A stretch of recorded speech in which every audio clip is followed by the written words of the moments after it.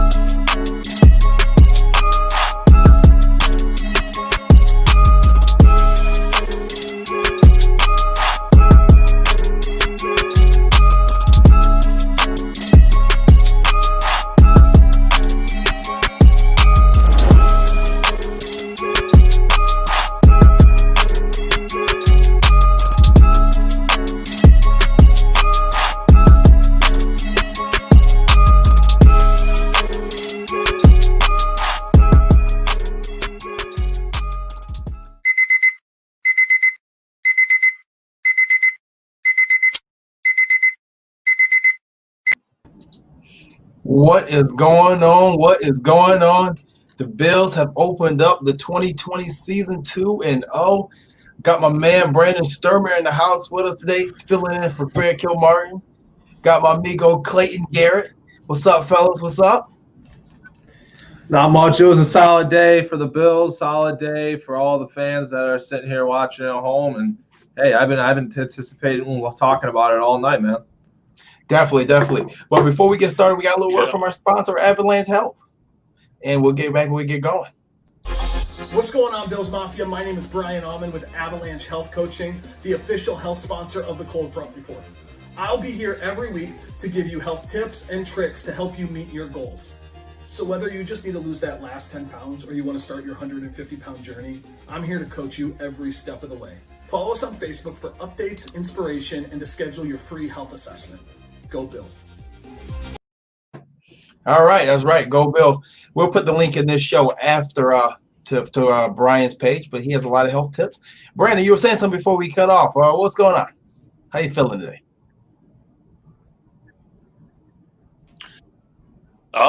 Pretty good. I was a little anxious. I was a little upset with the way the defense played overall, but I thought it was a good game. It was a lot closer than I anticipated it was going to be, and that's kudos to Fitzpatrick. But win's a win, and man, the offense killed it today. Yeah, Clay. I thought the defense. I'm going to give defense a pass this game. I thought there was a couple bright spots here and there in this defense. I thought there was a couple rough patches as well. But overall, I thought the defense did their job. But Clay, what you think today, man? you take away two of the best players on that side of the ball, that being Matt Milano and Tremaine Edmunds. You do that to any defense, they're going to look similar to how the Bills look today. And don't get me wrong, I'm not going to sit here and say that the Dolphins have zero talent, because that's not the case. I think they're a far more talented team than the New York Jets on both sides of the ball. You talk about the pieces that they're putting in place either side, offense and defense. I like Devontae Parker, I like Matt Breida, I like Myles Gaskin, and I like Jordan Howard. They have three solid running backs back there, and they definitely got their workload today.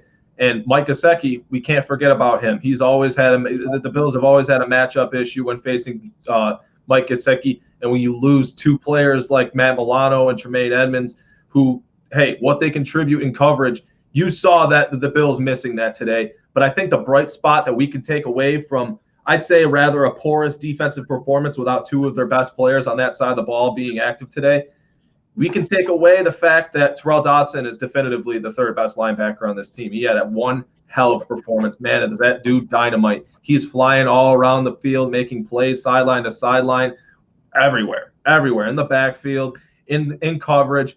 Terrell Dodson is dynamite, and I think he is going to be one hell of a football player throughout the duration of this season. Hey, he has a lot to prove. This is the first time he's made an NFL roster, so I'm excited to see what they can do when they have all three of those linebackers at their disposal once those two come back. No, definitely. You make a great point there about Tyrell Dodson. I thought Dodson played a well of a game. I think he finished the game with like eight or nine tackles. He was all over the field. He's a lot faster than I thought he was. But there's one thing that we did not do, because we don't have Fred come on the show tonight. Normally we do the bucket head Fred. We put the bucket hat on the wing. Since we don't have Fred tonight, I guess I'll put on my my McDermott training camp bucket hat tonight. Just for ha-has and to keep the tradition going every time the Bills win. So we'll make sure we do that. So tonight I guess I'm buckethead JT. But no, I thought Dodson played extremely well today, and I think he filled in just fine. Obviously, a veteran like Fitzpatrick took advantage of him early and often and late in the game, but that'll come. I think he's a better suited for outside anyway, but I thought he played good. Brandon, what's your thoughts on Dodson? I was yelling his name majority of the game. Plays he was making in the backfield, he looked good in coverage. He was everywhere, man. He was sideline to sideline in every definition of the term. He was just making plays, and it seemed like every time you looked up when there was a nice play on the defense, and that was few and far between, Nate. But when there was a nice play on the defense, you were saying, "Hey, there's Dodson again." No, you're right, and he, like I said, he was all over the field today. The kid played great, and I think he may have earned himself this third linebacking job when Milano and Edmunds return from injury. Would not surprise me if he's your new starter going forward. Would surprise me one bit. Another thing I want to touch upon, hey guys, we're not getting your. Normally we get your comments. For some reason, we're not getting your comments. There's a second link up on the Facebook page right now, on the Cold Front Report page. If you click that link instead, I believe we can get your comments on the screen. I would love to put up what you guys are saying. There's a lot of good comments I can see in the chat, but they're not coming through my system right now. So if you go to that other link, leave this link, go to the other link on the Cold Front Report page, we'll get your comments on the screen so you can get recognized, because we like to recognize everybody here. We like to build in Buffalo. There we go. There's a comment. Joe Shores. There we go. The Don Rich backers in the house. Woodbridge. I don't know what Woodbridge is. Tell me what state that is in, Joe. I'll give you a shout out. So, Josh Allen. That's what we really got to talk about today. Josh Allen had a well of a day. Another career day. We thought last week was great. This year, he topped that with 417 yards, 24 out of 34 pass, 24 out of 35 passing, 417 yards, only 4 carries, thank God, this week. 4 touchdowns in his fourth quarter comeback of his career. This game, I felt like this is a game that we needed to see Josh Allen have. I'm not saying it was necessitated because of a bad performance last week. Rather, it was necessitated when he was playing a defense that had far more talent than the Jets did last week. I think that's a much better team over there in Miami than the New York Jets. I think it's not even close. So you're talking about the kind of stars that they have on that defense. Jerome Baker, Kyle Van Noy, who Josh Allen just kind of sunned today, just sunned Kyle Van Noy, Shaq Lawson. And, I really do like what they're putting together over there on that defense. And I felt like this was really just one hell of a performance from Josh Allen today. You're talking about 417 passing yards. That's the first time, in my competent football watching life, that I've seen a Bills quarterback throw for 400 passing yards. And I wasn't expecting it to be that type of game for the Bills. I wasn't expecting it to be that type of game plan. I wasn't expecting Josh Allen to go out there and do what he did today. I was, quite frankly, expecting less than 250 yards passing, more rushing with the football. And we didn't see either of those things today. Josh Allen stood in that pocket, and he diced up the Dolphins secondary, and he had a couple long connections. Some of those passes to Stephon Diggs, wow, is he fitting that ball into some really tight windows, into some windows that, honestly, I don't think Josh Allen trusts many other receivers on this team to make those kind of plays in those kind of situations. Like that one play he threw it between two Dolphins defenders. I don't think he probably shouldn't have thrown that pass. It was probably an errant pass to begin with, but because you have Stephon Diggs, he comes down with it. And just like on that last series, throwing it into Stephon Diggs along the sideline, he puts it right in his breadbasket. He gets both feet down, and the Bills keep the chains moving. I thought it was an overall just one hell of a performance for Josh Allen. Another efficient day, getting it done in all facets. Not the rushing today, but to be quite frank with you, I don't need to see Josh Allen run with the football to know that he's really good at it. I needed to see him put up 400 yards and 4 touchdowns. And hey, no turnovers today. That was one hell of a performance for the Bills quarterback. Brandon, what's your thoughts on Josh? Yeah, man, I thought that he couldn't have played a better game.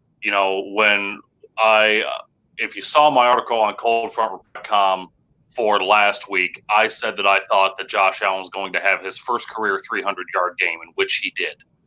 I didn't think that the very next week he would come out and throw for 417, almost have 69% completion percentage, and hit 8 different receivers for the second week in a row. The thing that impressed me was you could see on the crossing pattern, the most impressive throw in the day was when he hit Beasley on that crossing pattern on the sideline. Right there. There it is. It was just absolutely gorgeous. It was right on the money. And that was the thing that they had talked about in the broadcast themselves when they were talking about his touch. It's something that they didn't see last year. Everything was a hard ball. But he's got that touch this year. And like Clayton said, we don't need to see him run to know that he's good at it. It's what he is good at. Where is he improved in his quarterback play? Standing in the pocket. I believe he only got sacked one time today. The offensive line did a great job. It's the overall play that he put out there today that I'm seeing it all over Facebook. I'm seeing it all over many different media sites. Josh Allen for MVP. A little early for that, but you keep putting the numbers up. You keep putting up the W's for the Bills. It's going to be a Lamar Jackson type season in Buffalo. No, it very well could be. Let's think about the last 3 MVPs, or last 2, would say, and then not including this year. Patrick Mahomes. Was that year 2? Yep. Right. Lamar Jackson. Year 2? Year 2. Josh Allen. Could easily be year 3. Mahomes was actually in year 3, but he sat that first season, so yeah, second year starting.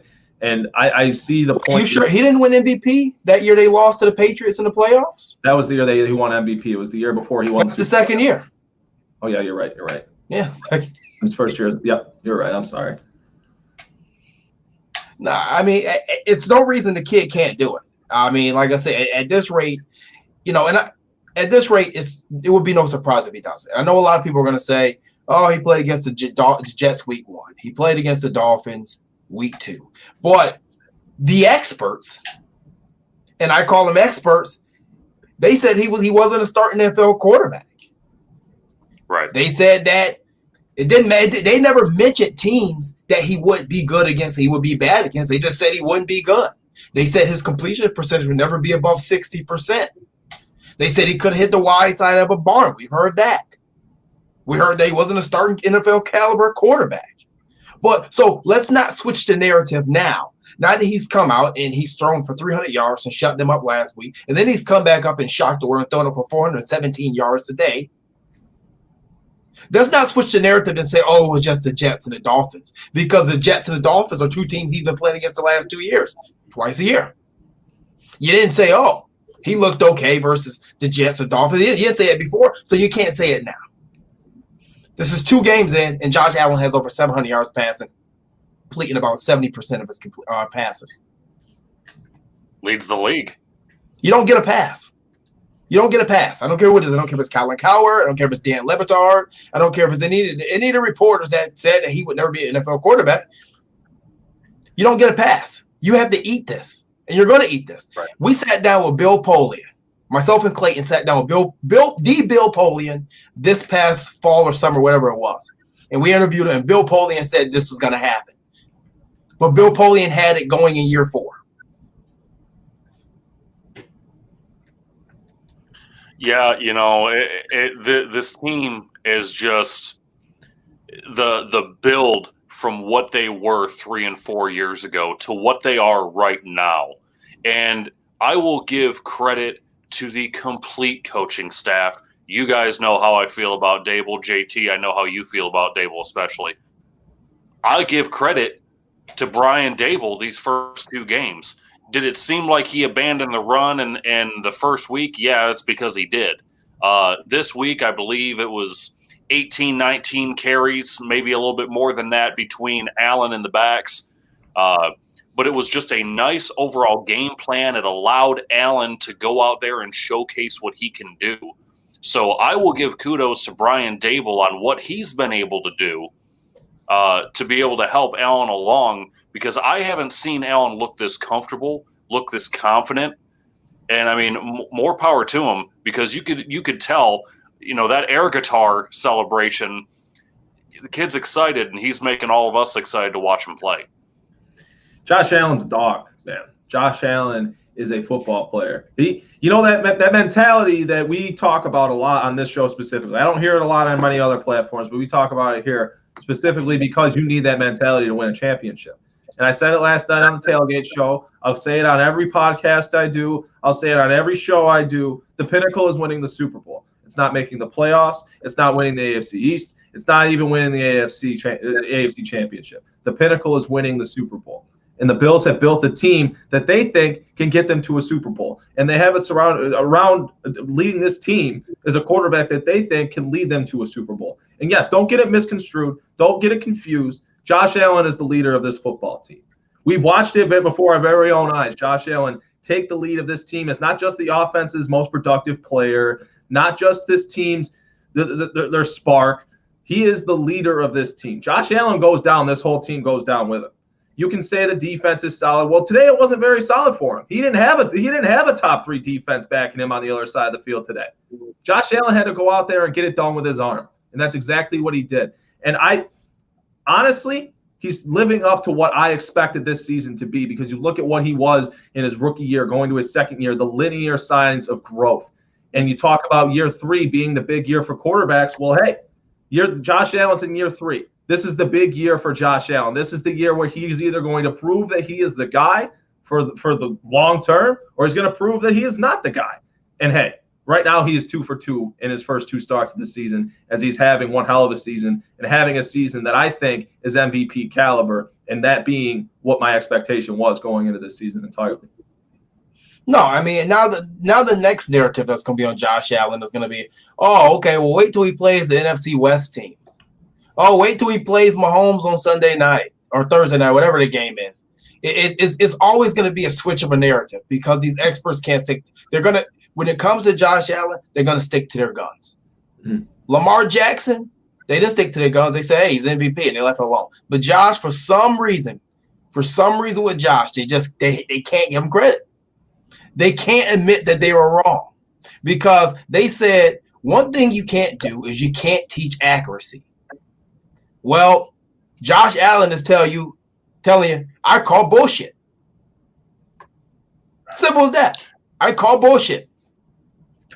I mean, if there's one thing that was driving me insane watching this game, watching this broadcast, was watching Adam Archuleta look like Pong for old school Atari, when he's saying, oh, well, Allen made a great throw. And then the next play, Allen made another great throw, and he's like, oh, well, 2 inches to the left, that would have been an interception.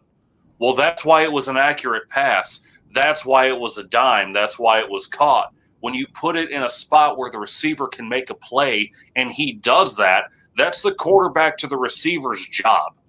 But it's like the broadcasters, anyone who's calling the game, you have a rare occasion. A guy like Tony Romo gives nothing but praise to Josh Allen. But certain guys, man, they're like, oh, Allen looks good for not being able to do this, or Allen looks all right for not being able to do this. No, he played a complete game today. Every quarterback in every game makes a bad throw or two. I didn't really see any horrible from Allen today. Complete game from what looks like is the full development of this franchise for the Bills. Yeah, no, I mean, this is the thing. Okay? We didn't see last week he threw for 317 yards and he had a completion percentage of 71%. And all we heard all week was from some of these guys, like Dan Le Batard, is, oh, look at the pass he overthrew Brown out the back of the end zone. Let's obviously just totally forget about the other 35 passes he completed. We're going to talk about this one. That's the narrative with Josh Allen, because there's two narratives here. The first narrative is we don't want to admit we're wrong with Josh Allen. The second narrative is we don't want to give credit to Buffalo or the city or the team in Buffalo. They're a small market team. They've been bad forever, or they've been mediocre. But we aren't bad. We haven't been bad. The Bills have never really actually been like Cleveland or Cincinnati or some of the other our team franchises putrid bad. And one of the reasons we never rebuilt correctly because we were not putrid bad to get the quarterback. We weren't picking high when Cam Newton and Andrew Luck came out. We weren't picking high when any other quarterbacks came out. We're always picking 7th, 8th, 9th, or 10th or somewhere around there. We weren't putrid bad. Right. And they don't want to give us the credit. But like I said before the season, the day that Deion Dawkins signed the extension, I said what? On this very platform, I told everybody that you don't have to believe it. You don't have to say it. But when they come out, especially the Jets, the Dolphins, and the Patriots, that this team is going to come out and they're going to punch you in your mouth 2 times a year. And now they're 2-0 against 2 of them. We got 1 more to go. And when we come up to Scam Newton, we're going to punch him in the mouth too. It is not trying to be cocky, arrogant, overconfident. It's just that this team has built up to this point the correct way. Mm-hmm. Right. You're entirely right, and it's gotten to the point where they built it up to where that is the expectation. It's not a matter of, well, I hope we go into New England and we can kind of scare them and maybe come away with a win or maybe look. No, it's a matter of, no, we're going to go into New England or we're going to go into Miami or we're going to go into New York and we're going to go 6-0 in this division. Just like Mookie Hawkins he says that the best way to win your division is you don't lose a game. And I tend to agree with him 110% because you look at the situation the Bills are in this season specifically, where these 3 teams are kind of dwindling about, kind of playing around, kind of looking half competent, half not competent. No, it's not a matter of that. You need to own your division because that is your easiest route to playoff, to the playoffs. You have 6 games in your division. The Bills have handled their first 2 opponents. And to be quite honest, I tend to agree with Jeremy. I don't think Cam Newton's going to give Sean McDermott and Leslie Frazier any troubles on the defensive side of the ball by any means, considering Sean McDermott went up against him for however many years in Carolina. I think the Bills are going to have all the answers for Cam Newton. And at that point, the Bills have all the answers for the division. I don't remember the last time Adam Gase beat the Bills defense. I don't remember the last time the Josh Allen didn't tear up the Dolphins. And after this season, I think well, you can't really call the domination by the Patriots distant memory, but I think a lot of people will be feeling a lot better about it this season after the Bills dance around both of those, all 3 of those teams in all of their next matchups. But to be quite honest with you, I think dominance should be the expectation in the division because that's really where it starts. Dominate your division, dominate your conference in the playoffs, and then contend for championships in the end of the year in February. Yeah, I agree. But, we're going to move on from Josh because we got a whole show. We can talk about Josh Allen and the media all day, all night, every day. But we're going to leave that alone. We'll let him keep proving them wrong. The running game of Brian Dable today. So today, Brian, he ran the ball a little bit more. He didn't give the Josh a bunch of designed runs. He didn't take a lot of hits. But I still have a question about Devin Singletary. Because to me, Devin Singletary looked good today. He looked dynamic. but he only got 10 carries and he got 2 receptions. So he got 12 touches today. And I thought that at some point, Devin would be getting maybe at least 20 touches a game. And it seemed at one point that Zach Moss almost seemed like the lead back today and last week. You guys getting the same impression? Brandon, I'll come to you first. I think it's kind of like an illusion is what Dable's trying to do here. We've seen Buffalo over the course of the past 2.5, 3 years, going into year 3, that it's run. And that's fine. This team has been top 10 in rushing for as long as I can remember. I think he's trying to switch up the gears a little bit and maybe sprinkle in the run to open up the pass. Of course, you didn't see that last week at all. But this week, the run game was productive enough. I think he's kind of trying to base that on the defense as well. There were so many openings for Allen to make plays today that I just don't think that there was necessarily – I don't want to say there wasn't a need, but especially late there in the fourth quarter, you're not going to run in that situation. So I think that it was kind of along the lines of the game plan. I think if you see when you see the Bills go up against the Patriots, I think when you see them go up against the Chiefs, even the Rams, I think you're going to see more of a slower pace tempo to open it up, to try to open up to the pass. I didn't really have a problem with it. I see where you're coming from, but I didn't necessarily have any issues with it, especially with the end result. No, I mean, I get it. I just don't want to get into this habit where we're going completely away from the run. Like, right. I don't want to get to those stretch of games we had last year with Cleveland and Philly and Baltimore. We just kind of completely abandoned the run. I know we have this brand new shiny toy in Stephon Diggs. I mean, which has been just came with batteries in the pack since we opened it. Okay, it came with the double in a set of backups. All right, lithium AA batteries out the back. I would say, I just want to make sure that we don't just decommit from the run, period, because I do think we have 2 good backs. But the other thing is, I would like to see Devin Singletary be more of our lead back. Nothing against Zach Moss, but Singletary, he just got that little extra something to him when he touches it. Like you almost feel like it could be a big time run every time he touches the rock. I mean, what do you feel, Clayton? I tend to coincide with you in the beliefs of what they're kind of doing. Do I feel like that third quarter, that weird part of the game where they only had 2 possessions for the whole quarter, and the one of them, they were backed up all the way to their own half-yard line. Do I think that kind of played into the numbers being as skewed as they were? Yes. Do I also think that this is probably one of the best games that Brian Dable has called as a Bills offensive coordinator? Yes.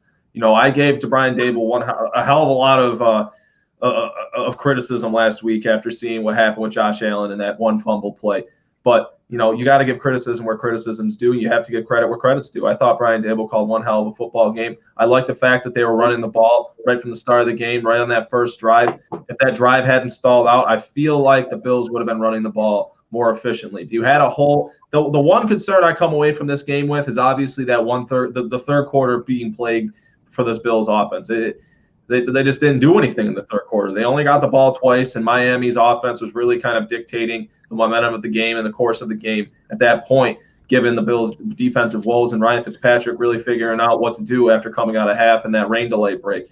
But running the football with Devin Singletary and Zach Moss, I like what they both bring to the table. But I feel like when you use them both, when they're both being used correctly and to optimum efficiency, that you're going to be using them and having them play off of one another. You have Zach Moss to wear out the defense and almost as if a body blow if you're thinking of boxing.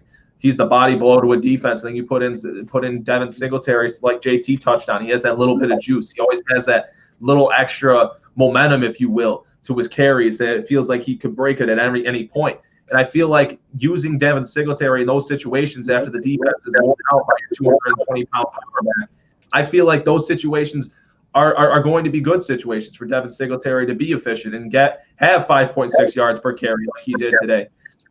I feel like I think next week you're really going to see it when they start opening up this running game. If Josh Allen can continue to pass for 400 yards a game and 68.5 clip, I mean, hey, I'm not really complaining about the offense, but I do tend to agree with you and do share your concerns of them getting away from the running game, because we did see games like that last year where that was a huge talking point for us, because it felt like in those games that they lost last year, that was really partially the reason as to why they lost those games, because they abandoned the running game. But it hasn't been them yet. I feel like it will in this season if the tendency continues to go on and it's consistent. I feel like there will be a game where that kind of just bites them right in the ass and it leads to them losing a game. That will happen this year, in my opinion. But to be quite honest with you, that's kind of game planning that Brian Daboll tends to have ever since his duration or his time in Buffalo started. No, I agree.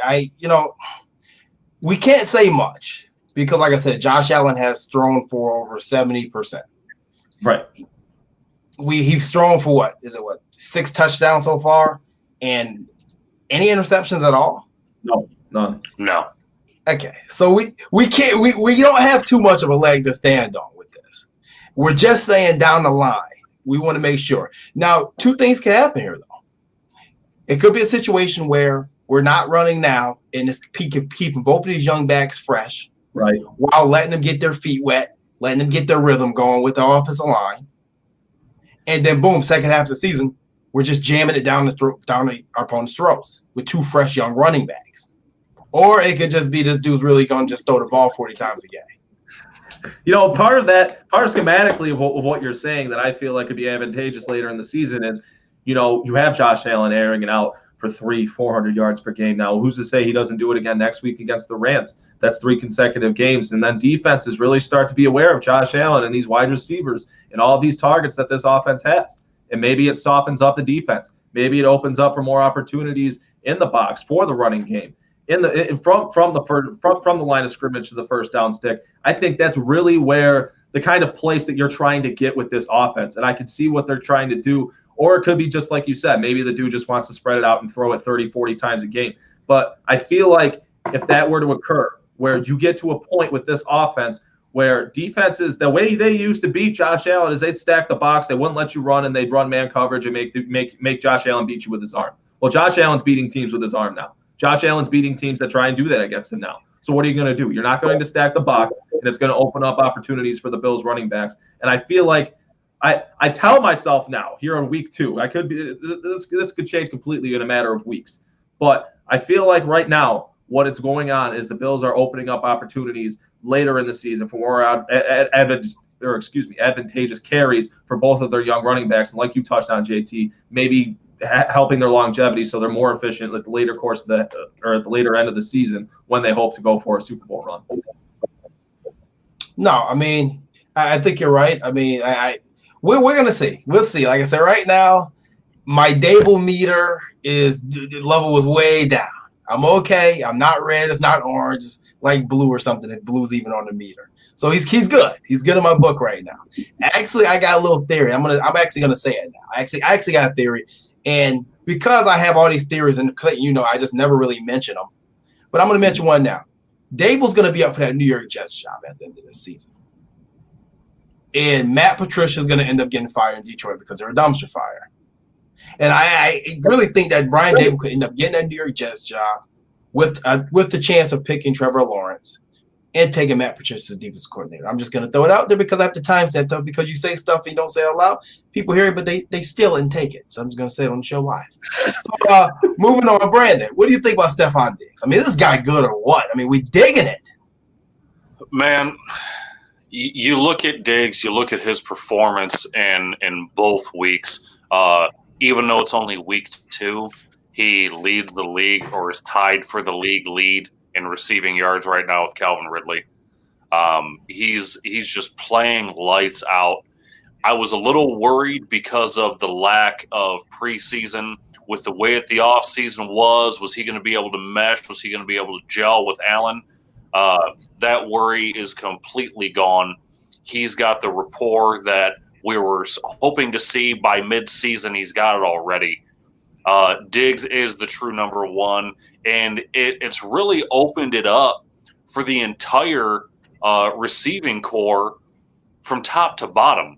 I mean, like I said, Allen for 2 straight weeks has hit 8 different receivers. Beasley had a nice game today. I think it was 5 grabs for 70 yards. Brown, 4 for 80. I mean, it's just opening it up for everybody. We haven't seen this kind of passing attack in Buffalo in consecutive weeks in years. So when it comes to Diggs, not only does he bring himself with those 8 receptions and 153 yards and a score, his first score as a Bill, but he opens up the offense to a whole other passing level for these other receivers to be able to get open and be able to make plays. Overall, so far, it's been a success, especially when you compare him to the receivers that were taken in the first round that the Bills could have potentially taken. It's worked out and then some so far. Yeah. I mean, you know what? I'll tell you what. I knew Stephon Diggs was good. We got him. I knew he was good. I've seen him play in Minnesota a couple times here and there, you know, and like I said, I knew he was good. I didn't know he was this good. I didn't know he was unguardable. I didn't know you couldn't guard him inside of a phone booth. This dude, you cannot cover him. There's absolutely no way you can't cover him short, you can't cover him deep, you can't cover him intermediate, and he doesn't drop anything. And you know what the thing is, we said on the show last week, is just what he brings to the game, just the swag he brings. You know, absolutely. He's going to beat you, and he's going to let you know about it. Then he's going to beat you again and let you know about it again. And I think having him is just what Josh Allen needed. They're competitors. They're going to bring the best out of each other. Now, could that ever hit the fan down the line? It's possible. It's possible. But let's not forget, Sean McDermott was on the Philadelphia Eagles staff with Donovan Knapp and Terrell Owens. And if you go by the numbers, Josh Allen numbers are very comparable year 1, year 2 to Donovan Knapp's across the board, from completion percentage to yards to touchdowns to even rushing yards and rushing yards per average. All comparable. If you don't believe me, go check them out. You'll be astonished. In year 3, Donovan broke out. I had almost an MVP caliber season.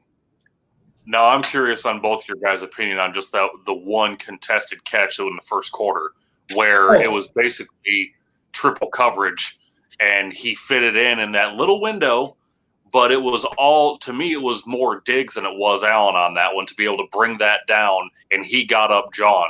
Did you guys jump out of your seat on that one like I did? No.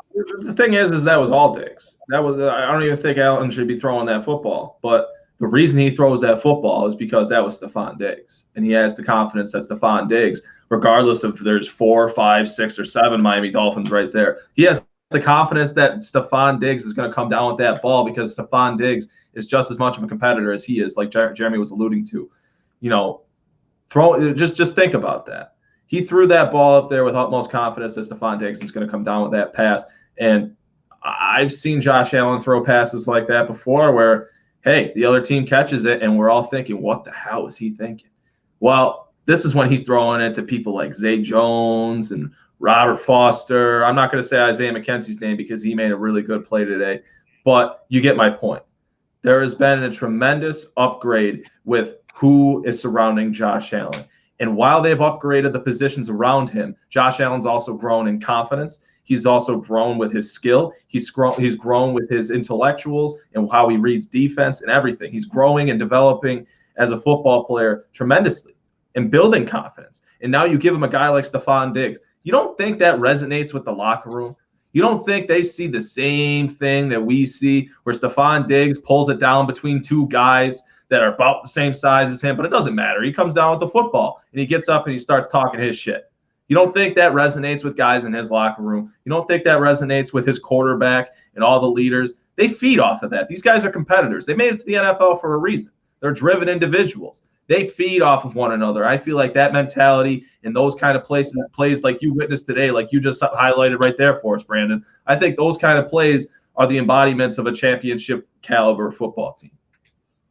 You know what? No, I agree. As far as the throw goes, listen, sometimes great quarterbacks are often lucky. Mm-hmm. Sometimes luckier than most. Hey, and that was a lucky Brett Favre type of throw. And thank God Diggs made the catch. And I mean, Allen put it in there. But hey, when you have an arm like that, what fun is it not to try to use it every once in a while, right? Let's see. What else we got to talk about here? Tyler Dotson. So, Tyler Dotson stepped in well. We talked about Dotson today. So we think that he's going to be the third linebacker going forward. And you know what? Down the line, we're going to talk about this week some point in time. But Dotson could possibly end up pushing Matt Milano right out the door.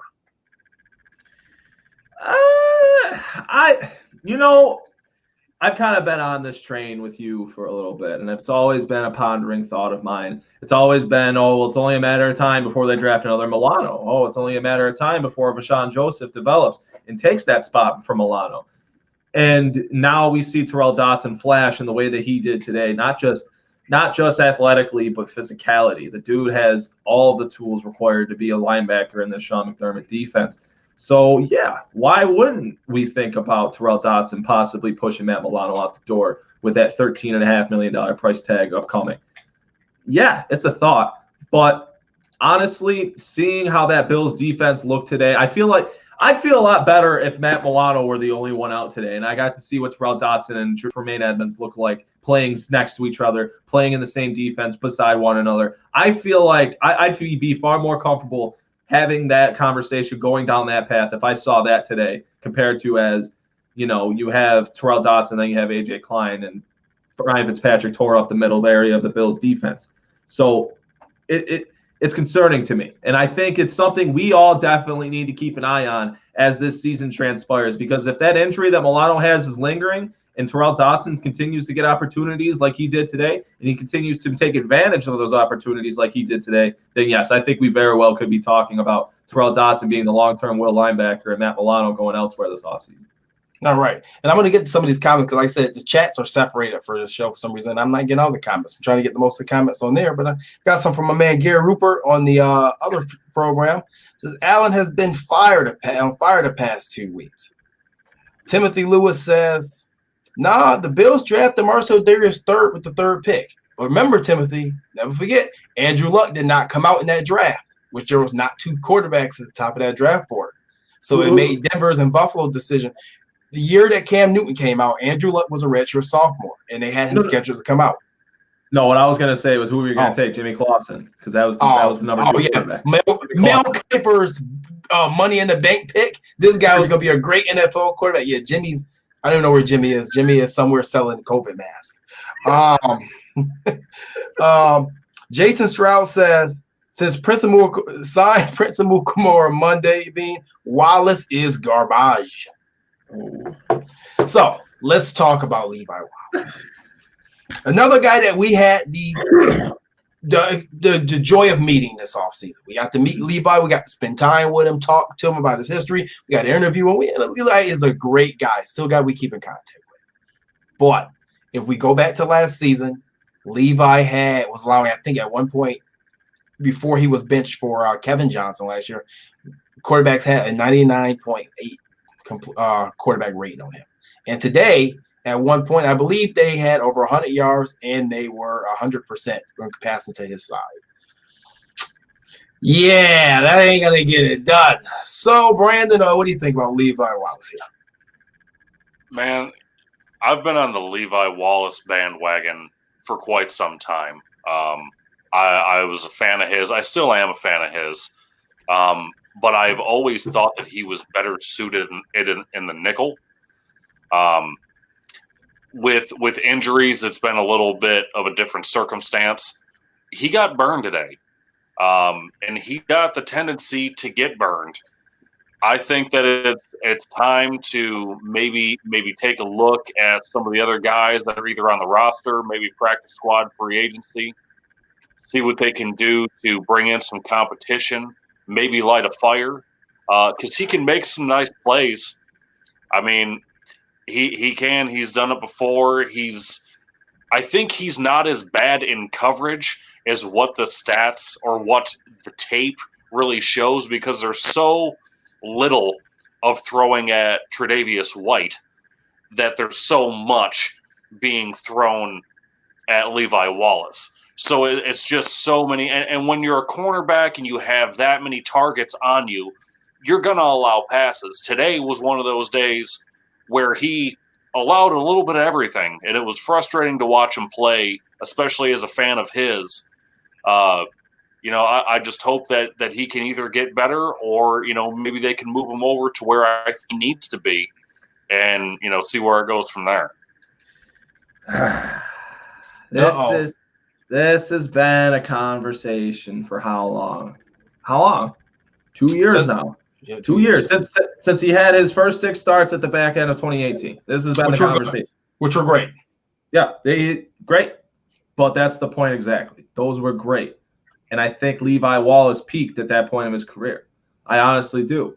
Now, there's nothing saying that Levi Wallace can't bounce back, but we've been waiting for that bounce back. We've been waiting for 2 damn years for that bounce back. Every time we have this conversation, when we talk about how the defense just picked apart Levi Wallace because he's the worst player out there on the Bills defense. Now, don't get me wrong. There's a lot of damn good talent on that Bills defense. And it being the 11th play, being 11 out of 11 necessarily isn't even a bad thing because somebody has to be 11 out of 11. But the point being is that Levi Wallace is replaceable. And he is what he is. He was an undrafted free agent who rose to the occasion in the back half of his rookie year when he got his opportunity. And then once teams got film on him, this is what happens in the NFL. You hear coaches and scouts talk about it all the time. You hear general managers say it all the time. What separates players in the NFL and college is that in the NFL, you have professional coaches that are scouting you. You have professional coaches that are going to find out your tendencies and pick on you and find what you do, what you're worst at. And they're going to exploit that. And when you're playing a quarterback like Ryan Fitzpatrick, who's one of the most intelligent guys in the league, who's seen everything. He's been in the league for 17 years. He's played for like half the teams in the league. He's seen everything, quite literally. When you have a quarterback like that on the opposing team, it's only bound to happen. And I feel like the same thing happened to Levi Wallace when the Dolphins came to Buffalo last year. It was Preston Williams in that game. This game, it was Isaiah Ford. It was Mike Gesicki. It was multiple different targets for Ryan Fitzpatrick this time around. But the point being is that Levi Wallace has had replacement level play for the last 2.5 seasons.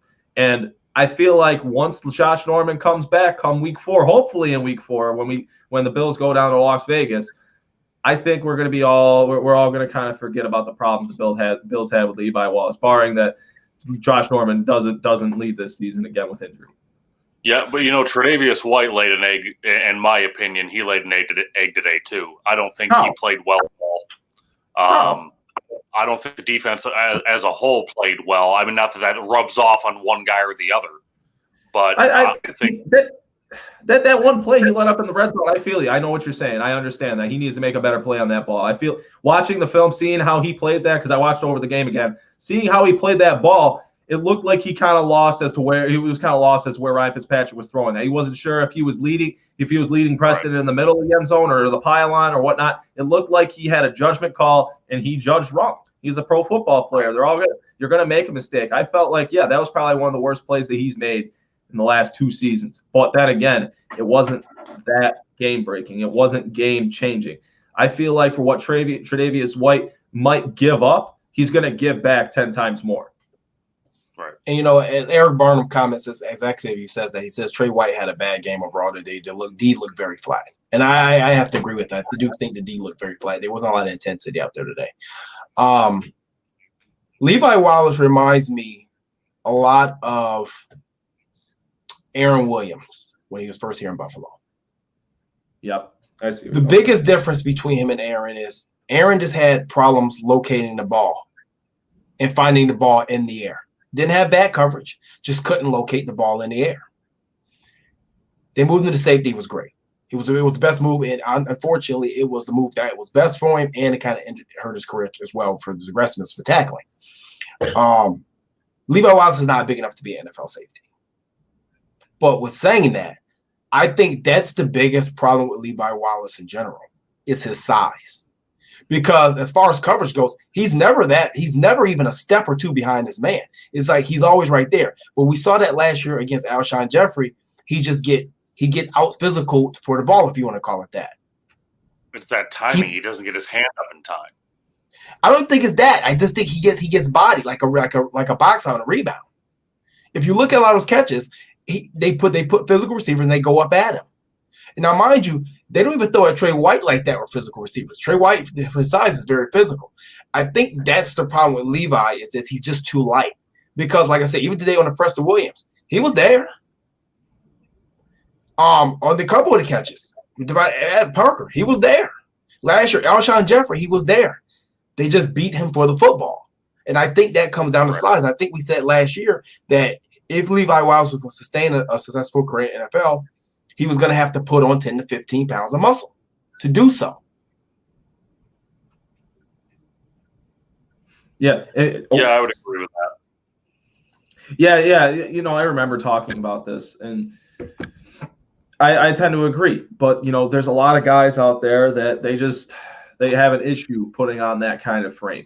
And I feel like this far into his career, this many years in an NFL weight room, this many years in an NFL training program, don't get me wrong, this year is unlike any other. You can't really use it in comparison to every other season, given what they had to do this offseason compared to every other year. But the point being, I feel like if Levi Wallace was going to have that peak, was going to have that athletic, you know, kind of turnaround, if you will, because you almost, when you're talking about adding 10 to 15 pounds onto an NFL football player's athletic profile, that's a big change. That's a significant change.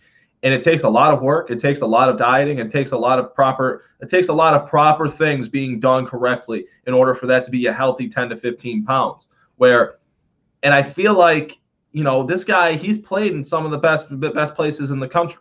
He played in Alabama, where they have some of the best trainers in the world, where they have some of the best coaches in the world, and now he's come to Buffalo. And we all know about how they praise that training facility they have there in Western New York now. So I feel like if that were going to happen, it would have happened already for Levi Wallace. And I think that this was really what was the dark side of Levi Wallace as a draft prospect. This is why he went undrafted, was his lack of size, his lack of physicality. Like you said, it was never a matter of staying step for step with his guys. It was never about that.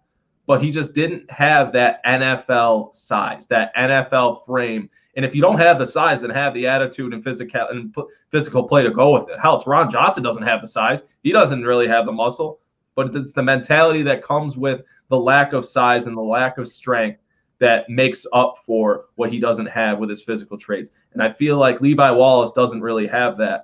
And I feel like Levi Wallace is what he is. And I think he's a solid number 4 cornerback on a football team. I think he could potentially move into the slot, but I think on this team he's a solid number 4 cornerback that's meant to play behind Tre'Davious White and Josh Norman. Yeah, I mean, I don't know. Like I said, I'm rooting for the guy because I think the guy is a good player. I think he has a lot of talent. I think he has still a lot of untapped talent too as well. And to Brandon's point, yeah, the second corner always get picked on when you have an elite number 1. And we're gonna say that Trey White is an elite corner, and that teams choose to stay away from him. So yeah, you're gonna get targeted more, but you're gonna have to find a way to get stops. You can't allow a 90+% QB percentage, because if you are on your side, it's gonna negate everything else that the defense is doing. Because they know on this third down they could come to you. Guess what? In Cleveland last year when they got the late touchdown to Higgins, it was on Wallace. Teams since last year have been picking on him in key situations. So you got to be able to get the stop. It's as simple as that. You're an NFL player. Like I said, Josh Norman come back.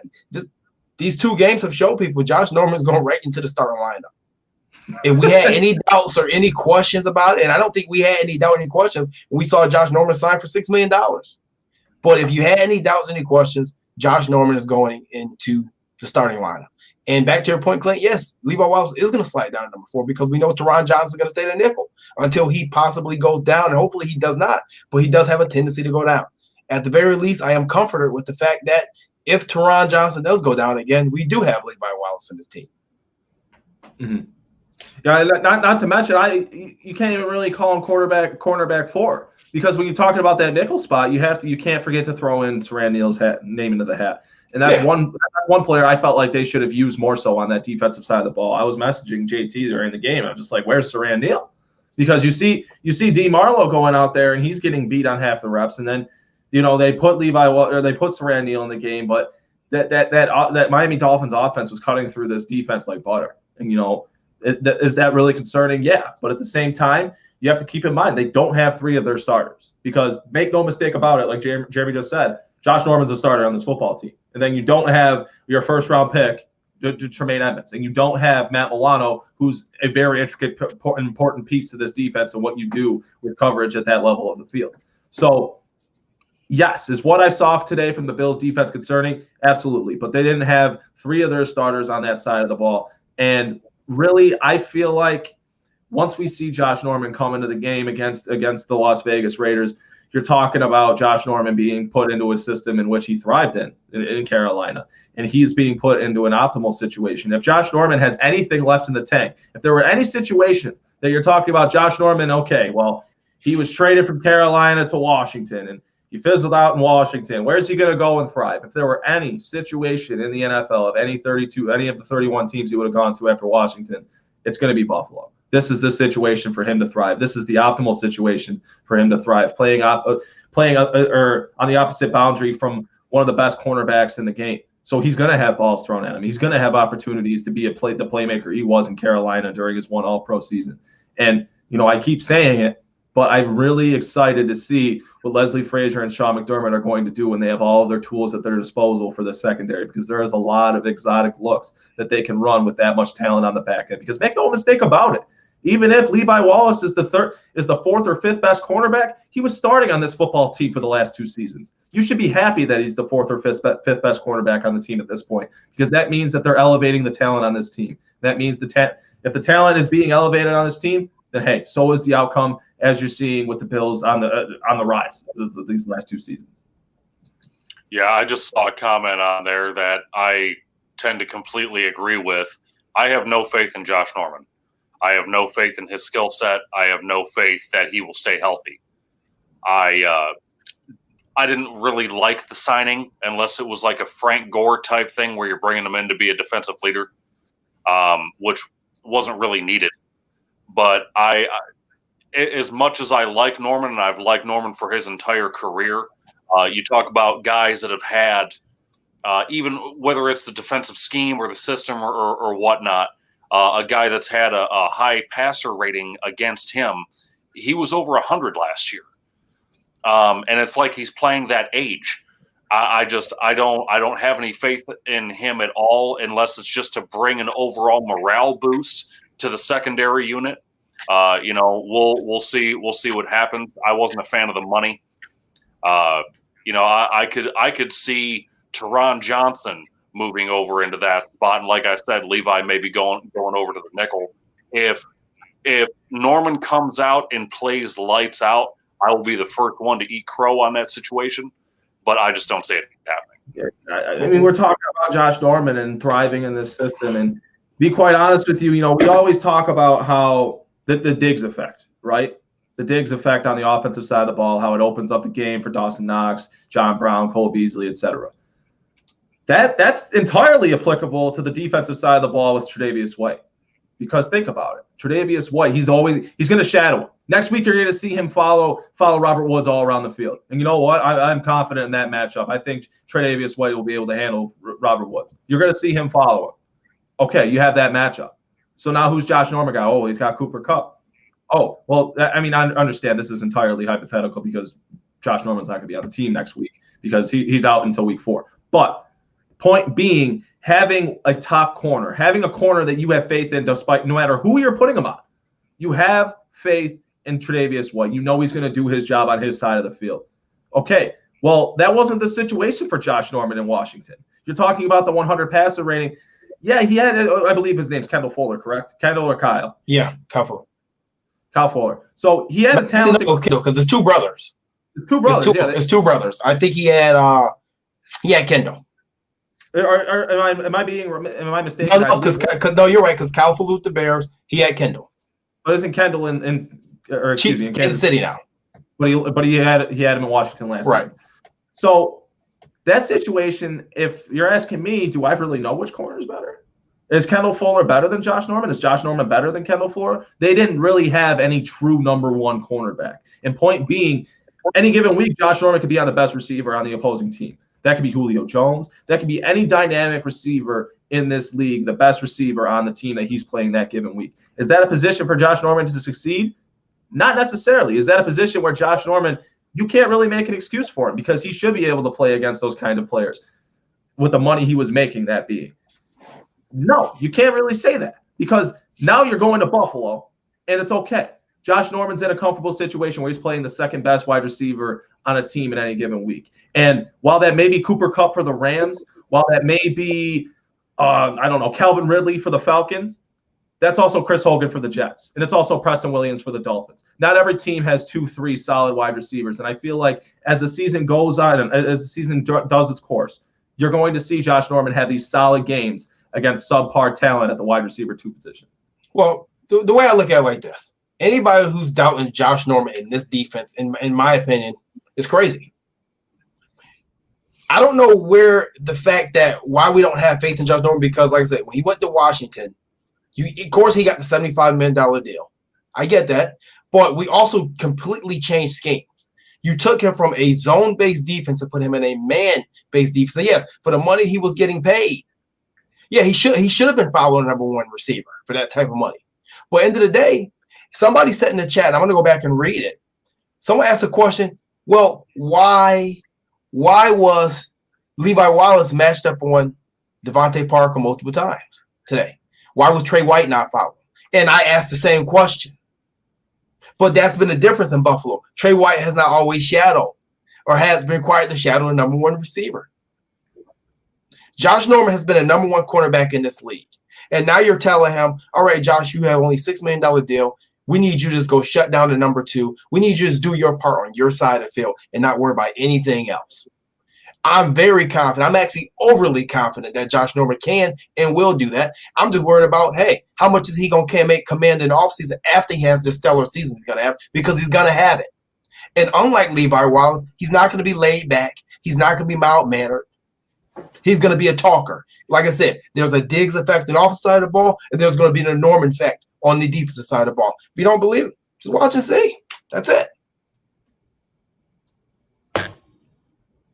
I'm sorry. I don't understand how we can judge him coming out of a Washington Redskin franchise. They're still in disarray. Coming out of a Washington franchise, I'm judging it by the overall play. Every player, whether it's offensively or defensively, plays in some sort of scheme, whether they thrive in or they don't. It's his job to make that adjustment going to a different scheme. It's his job to better himself, which he did not do. I'm looking at that. I'm looking at his age. I'm looking at his health. If he comes out and plays great, I'm not going to have any complaints whatsoever. I just don't see it happening. Okay, but I'll give you an example here. Brandon Browner. I'm going to give you the name Brandon Browner. Now, Brandon Browner could not keep a job in this league. He couldn't keep a job in this league. And this is where I'm going to disagree with you as far as it's a player's job to fit into any scheme, because every player that comes into the league has a specific skill set. And we've seen certain players in this year's career take off later in their career because they got into the right scheme. And you see some players' careers just pretty much fall and fall flat because they went to the wrong scheme. Brandon Browner could not find a job in this league. He was with Denver. He was with the Raiders. Some team was thinking about moving the receiver. He went to Seattle, and Seattle said, listen, dude, all we need to do is punch the biggest receiver they have in the mouth at the line of scrimmage. And that's what he did in Seattle. And he won a couple of Super Bowls, or one Super Bowl for doing it, and went to a couple by doing it. And then I think he came and did it for New England and helped them win the Super Bowl against Seattle. Am I correct on that one? Okay, so what we're asking Josh Norman to do is to do everything that he was successful doing for his few years in Carolina before he went to Washington. So no, I disagree when you say that, hey, it's the player's job. Yeah, you can tell me all day, hey, Jeremy, I'm going to give you this position. I need you to go bake me some cakes. Okay, I'm going to do my best to bake cakes, but I'm not a baker. I'm probably going to forget the bacon, so that cake's going to be flat, completely flat. So I have to disagree. It's the coach's job to put people in the best situation. Guess what? Green Bay didn't know how to use Micah Hyde. We did. Cleveland gave up on Jordan Poyer. We're using him just fine. It's proof. It's proof is in the pudding on this team. I don't know. We'll see.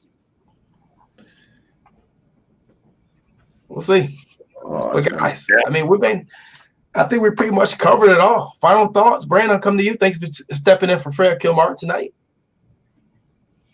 I just thought that the offense, again, was the high point today. I actually look for the offense to really be the high point for the remainder of the season. I think that Allen's just going to continue to improve. I think, like we had talked about earlier, I think you're going to see a little bit more of the run game step up. I think it's going to open up some more doors for maybe a little bit of trickery. We've yet to really see a whole heck of a lot of Diggs trickery or Isaiah McKenzie trickery, like we saw a little bit of last year on McKenzie's part, of course. I just think that this team's definitely on the right track. I think a real true test does come next week with the Rams. We'll see how they do, and hopefully they come out with a W. Right. Oh, we got one question before it goes. A lot of people are asking about Dawson Knox. I actually see that, and I'm not ignoring you guys. So I totally forgot about to answer that question. Dawson Knox has a concussion. Obviously, he's going into protocol, and we won't probably know anything more until like Wednesday or Thursday to see if he can play and get out of protocol. But Dawson Knox went out today with a concussion. So we'll see. At least we got Tyler Kroft to back up. And we got Lee Smith sitting there and waiting in the wings to throw another streak route. Let's go. Clayton Garrett, final thoughts. Reggie Gilliam, yes. Congratulations to Reggie Gilliam on his first NFL touchdown today, too. Absolutely. Great kid. Oh, yeah. Hey, just the typical. Thank you, everybody, for watching, tuning in tonight. Hey, be sure to follow us on Twitter, on Instagram, at Coldfront Report _ Bills News on Instagram, at Coldfront Report on Twitter. And, hey, we have a big week coming up. Jeff Uvino and I on the Overtime Podcast will be debuting the live show Tuesday, 8 p.m. We'll be live right here on the Coldfront Report Facebook page, YouTube channel, as well as Twitter via Periscope. So don't miss that. We'll also, it'll still be being posted via Spotify and iTunes and all the other podcast platforms. Yeah, that's the biggest news going into this week. We'll be previewing the matchup against the Rams and also be talking about this game against the Dolphins and the things we did and didn't like and what have you. Yeah, thank you all for tuning in. Thank you all for following and subscribing where you do. Hey, thank you. It's been an excellent night. It's going to be an excellent week this week, and be sure to stay tuned into what we have going on, the most engaging Bills content across the web for just the best fans in the NFL. Right. And side note here, the Patriots are playing a real opponent, and they're losing. Just saying. I just want to mention that. That's all. We got to whisper. But great show, guys. Thanks to my co-host tonight, Clayton Garrett, and Brandon Sturmer once again for stepping in for Fred Kamar. You can catch all his articles on www.coldfrontreport.com. If you guys have not gone over there, please get over there and check that out. As Clayton said, Tuesday, the Overtime Podcast is going live. Don't forget, every Thursday night, Lorenzo Alexander will be live every Thursday night at 9:30 p.m. If you guys have not caught the first two episodes, I'm co-hosting it. I don't have to say a word.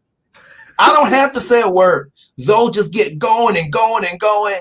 And I mean, his name on Twitter is One Man Gang. And I can tell you, he's really a one-man gang. He gets going. He gives you the best insight you can find. I'm telling you, you're not going to get better insight than Lorenzo Alexander. And he keeps it real, too. He'll tell me if I'm wrong. He's like, nah, JT, I ain't really feeling it. I'm like, all right, cool, Zoe. You're bigger than me. You're right.